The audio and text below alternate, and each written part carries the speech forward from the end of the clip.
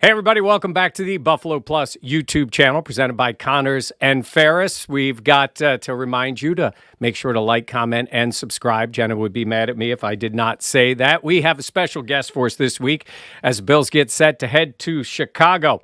It is Will DeWitt. Will is a podcast host for CHGO Sports, also a digital marketer for them. Will, welcome to Buffalo Plus. Thanks, Mike. I'm glad to be here. Excited to talk about this Bears-Bills matchup. I know the Bears season and their record isn't, probably concerning for a lot of Bills fans listening to you right now, but I think there's one player in particular that they'll be excited to watch. Yeah, he is something else. I put it to you this way. I say this all the time. I've covered this league for a long, long time, and I'll hear people say, well, this team's got nothing to play for. And I remind them, in the NFL, as we certainly saw last week, including the Bears game, guys always have something to play for. Could be a contract, could be for money, could be for stats, it could be for positioning, it could be for ego, whatever it is.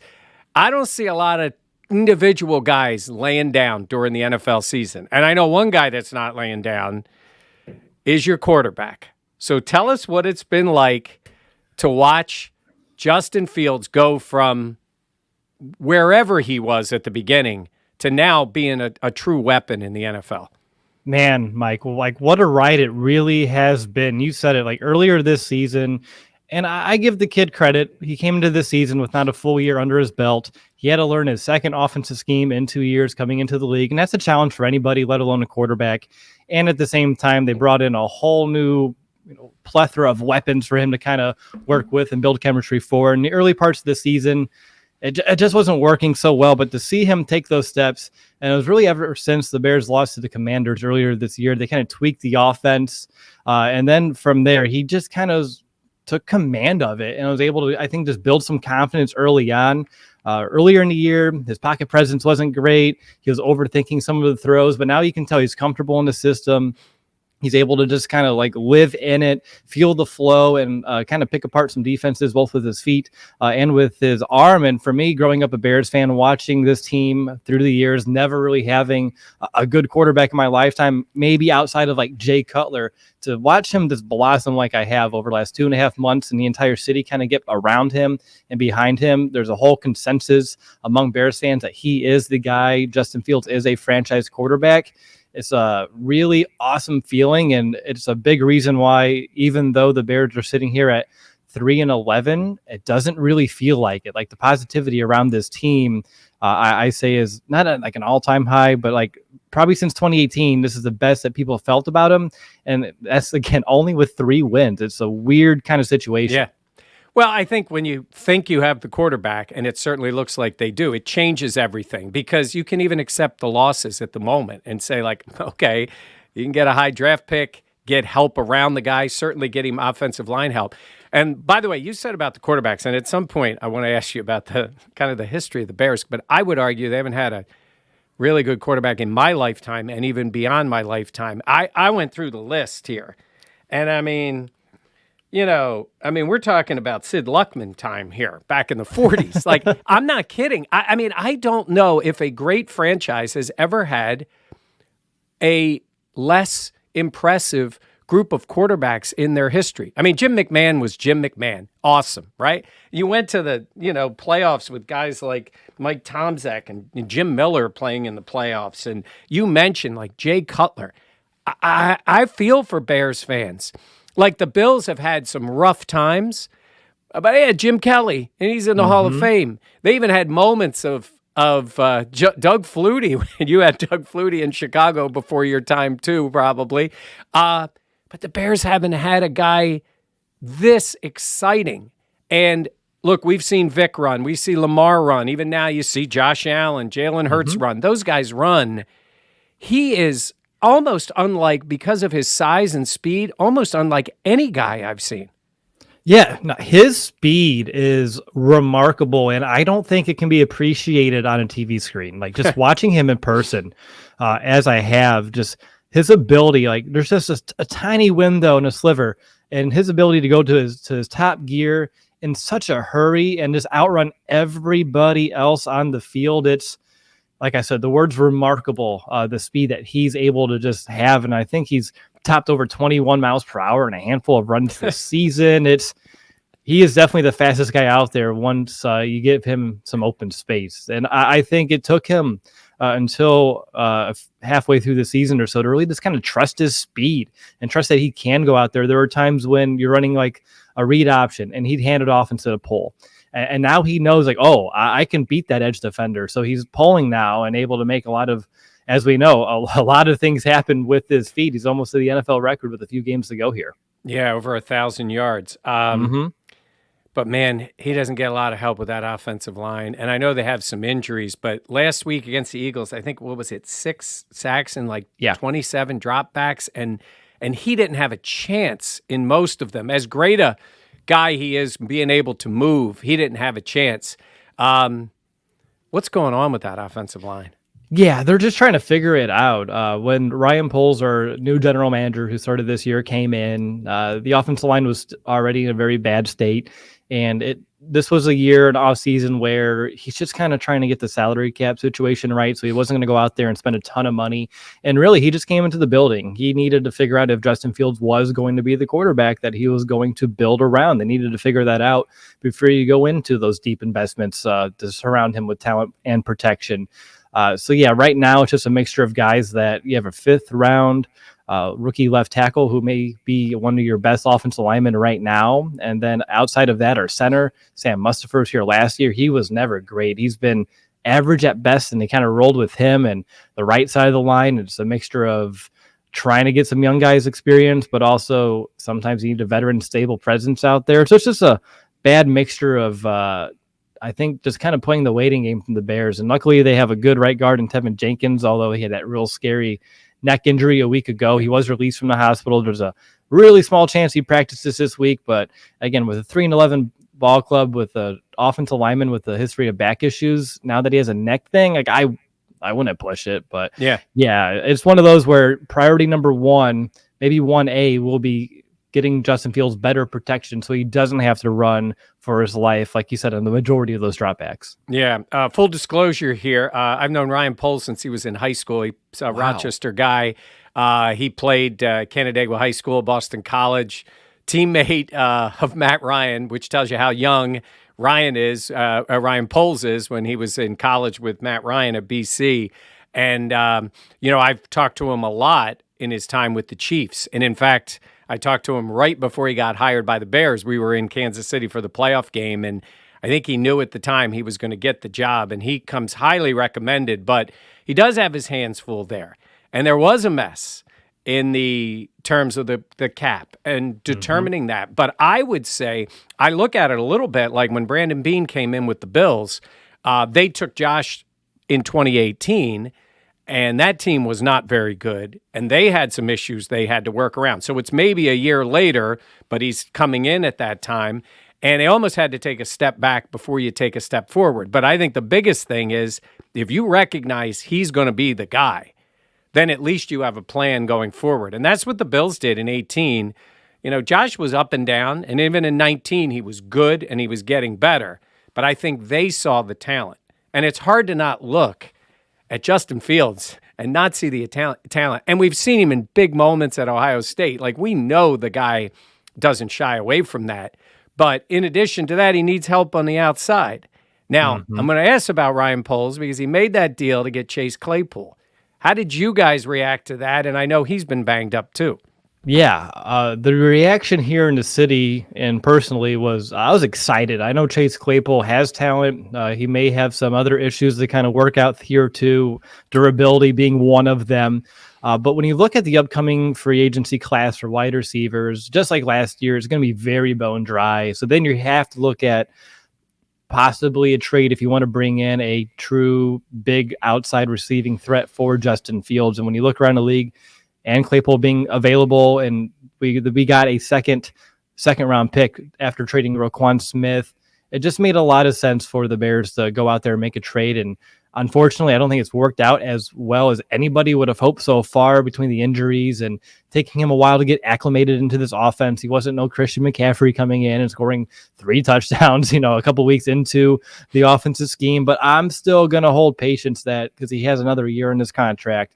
that with an off-season program in Chicago with Justin, getting more involved in this offense and getting more comfortable with Justin, that next year he can take a leap. I don't know if it's wide receiver 1 territory, but he should be more than serviceable. He should be a very good receiver here in Chicago, I still believe, despite some of the early, unfortunate disappointment. Yeah, you mentioned the Roquan Smith trade, and I find this to be really interesting when a team is in the spot that the Bears are in. Talented guy, popular guy, can still play, still really, you would say, in his prime. Mm-hmm. It's at a position sometimes these teams do not want to pay. The Bills are going to be in that spot with Tremaine Edmonds, who's a very young player, but his contract is coming up. How has that gone? And is that we're not talking about a 35-year-old guy here they're dealing. We're talking about a guy who could still play. Has Poles gotten the leeway to make that kind of deal, or is that where he got a criticism?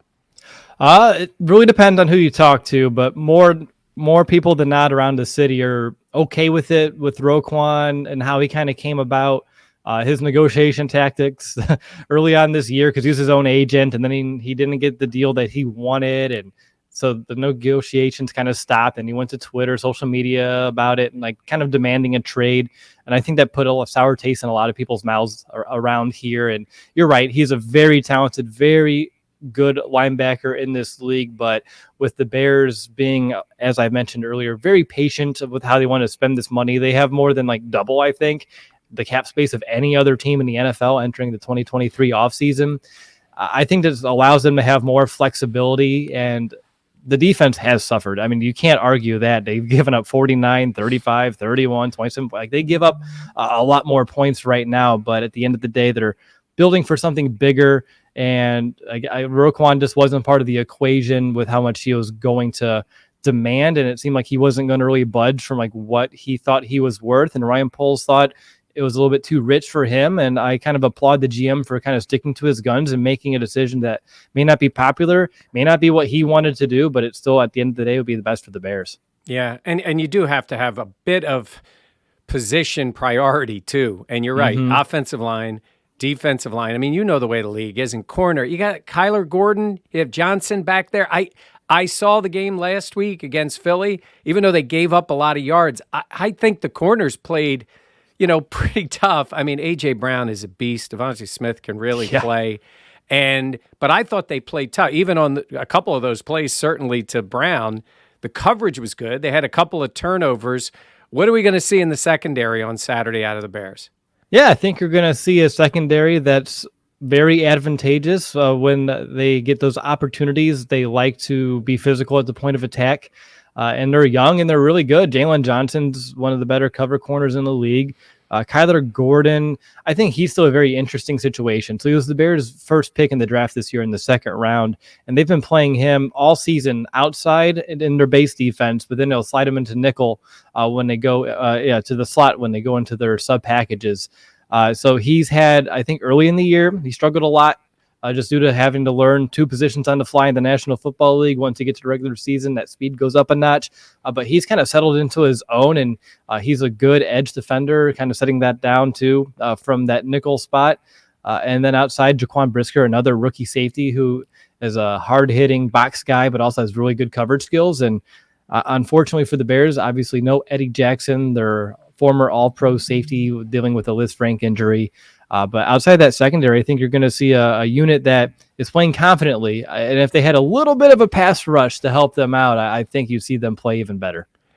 How are Bears fans right now? I mean, see, in Buffalo, it's the Bills, and now the Sabres are playing better and they look competent. But it's the Bills 85% of the time. I mean, you got two baseball teams. You've got your hockey team that's had great success in the past. And obviously, the Bulls are a talented team that's going through some stuff. But there's things to distract fans a little bit.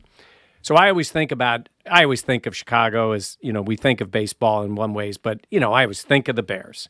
So where are the fans in terms of their patience, I guess would be the word for what they're doing in Chicago?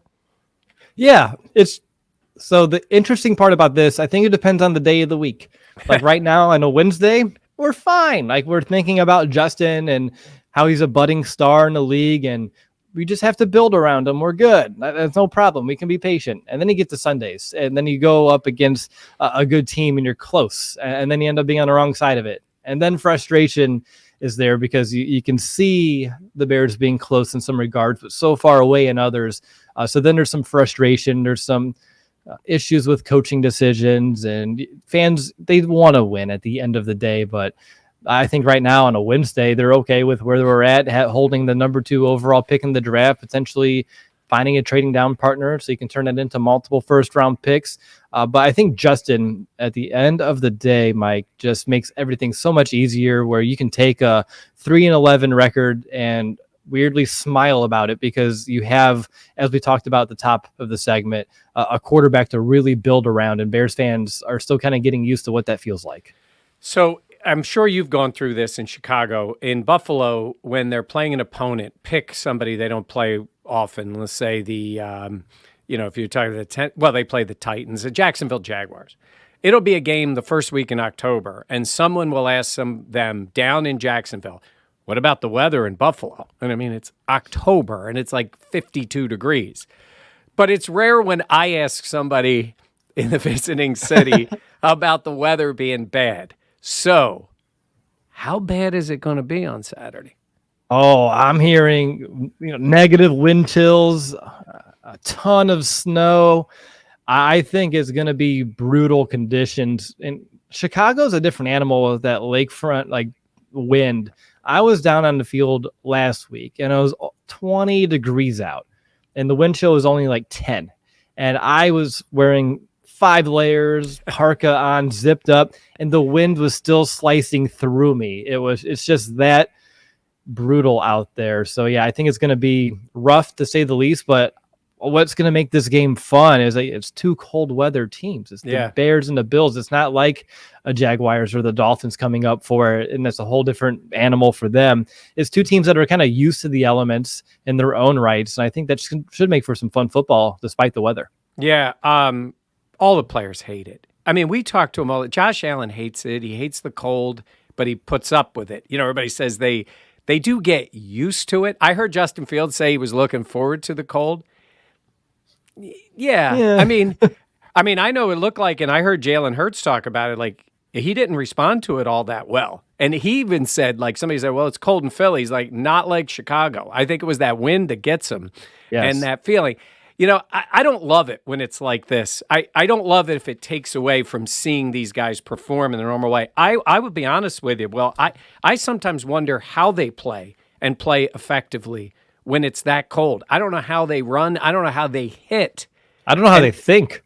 I know, right? It's so cold sometimes that it has to get in your head. And I think if the game goes a certain way, that makes it tough. The Bills played, it was cold, but it wasn't crazy against the Dolphins, and then the snow came out. And there was a close game all the way through, and I think everybody was engaged. But they played the Patriots in the playoffs last year. It was 0. The wind chill was below, and they scored 7 times on 7 drives, and the Patriots were done when it was about 21 points. I mean, there was no way they were coming back. Right. What kind of atmosphere? It's Christmas Eve, 1 o'clock, 3-11 team. You can turn on the TV to watch. Who's showing up for this one? That's a great question. I think there weren't as many fans as I expected for the Eagles games. So if that's any indication with the weather and honestly just getting to the stadium, I know we talked about it was hard to get people in Buffalo throughout that huge snowstorm, so they had to move that game to Detroit. Yeah. I mean, I know a lot of the weather's coming in Thursday and Friday, so that should help clear the roads. But with how Soldier Field's located, on the top of the city, next to the lake, and all the suburbs are below it, it'll be interesting to see how many people actually make out that drive. But I would not expect an electric atmosphere. In many ways, there were times when it felt like the Eagles had a slight advantage in terms of fans at the game last week. So I would not be surprised if it's something similar, because I was hearing, let's go Eagles chants and everything like that up in the press box, which is very odd, out of the ordinary for Soldier Field to have the opponent have more fans. But I think there's a chance you see that. Yeah, Bills fans travel, and they've been on Thanksgiving 3 of the last 4 years, and they travel. Thanksgiving's one thing. I think talking somebody into going to another city on Christmas Eve, maybe pushing it. And now with the weather it is, I don't know if that's a big Bills fans, unless they're from the Chicago area, doing that. No. While I've got you here, the Bills have plans to build their new stadium. They are going to build it. Right now the plan is building it in Orchard Park, which is right in the snow belt. But it would be more contained, more covered, not a dome. I know in Chicago, tell me where it is right now and what the response has been, because if I'm not hearing it right, there's a plan or at least an idea to build a dome in Chicago? Yeah, that's the rough idea, a potential like retractable one, so like Indianapolis-esque perhaps. Yeah. But they haven't released anything official, but it seems like perhaps we'll be getting rid of Bear weather in the future if they end up moving down to Arlington Heights. I know it's all still unofficial, but it feels official at the same time, if that makes sense, Mike. It's almost like it just hasn't been signed yet and they haven't got the funding secured, but all signs are pointing to the Bears ending up making a move, building their own stadium, because right now they just lease from the city, so they don't get a lot of leeway on how they want business conducted there, and they want to make like a whole not just stadium, but like a whole community around it of shops and things like that, state of the art, which for me, I think that'd be real fun to watch play out, and it'll be a good experience for fans and improve their game day experience. And at the end of the day, you said it, players don't like playing in the cold, and fans perhaps don't like sitting in the cold. So as we go in our future, maybe we can all just admit it and then put some domes up and get out of the elements a bit. It is, in your division, of course, you got a couple of them, and then everybody goes outside in Green Bay. And it is kind of odd a lot of times because the majority of the domes are in nicer weather cities, like, in New Orleans and in Atlanta. And, and now in the division is the case. I just don't know, we're from a little different generations here. I don't know if your generation is going to want to say for fans, pay for that ticket, come out and sit in that. I mean, the season used to end in December. The playoffs would begin in January. I mean, we're going deep into January, regular season a couple weeks in, and then the playoffs. Chicago, Buffalo, like if you're playing playoff games, it's almost to February. So, I mean, it's not going to get better weather-wise in terms of dealing with these late season games. Yeah, I think it really just depends on who you talk to. I at least from my experience talking with fans and on our show and in person, it's like 40-60. 40% would love to keep the cold weather element, the quote Bear weather. Even though if you go look at the wins and losses in cold games, it actually doesn't hold up. The Bears lose more of those games than win. And then there's probably the majority, but not by a lot, would be fine with the dome. It's an interesting split. Yeah. Well, I will tell you this. People always say they have an advantage. The Bills didn't make the playoffs for 20 years. They still played in the cold. The reason they didn't have an advantage is because they weren't a very good team. They had an advantage when they had Jim Kelly and Thurman Thomas and all those guys. They have an advantage when they got Josh Allen and Stephon Diggs. And like we said, the players don't like to play in it, but sometimes they do, and they have to deal with it, and they're all going to have to deal with it coming up on Saturday. All right, I want you to tell people, because you guys do more than certainly than the Bears, your site, CHGO Sports. I think it looks great. Let people know, especially if they're fans of other teams in Chicago, what they can see and how they can see you. Absolutely. So here at CHGO, we cover every single team in the city every single day, 5 days a week. We'll have podcasts on them, daily shows, and on top of pregame and postgame shows here too. So if you're a fan of like the Bulls, Sox, Cubs, Blackhawks, obviously the city of Chicago is desperate for some success here from our sports teams. But regardless, we're here for you, win or loss. And if you find us on YouTube, just look up CHGO Sports.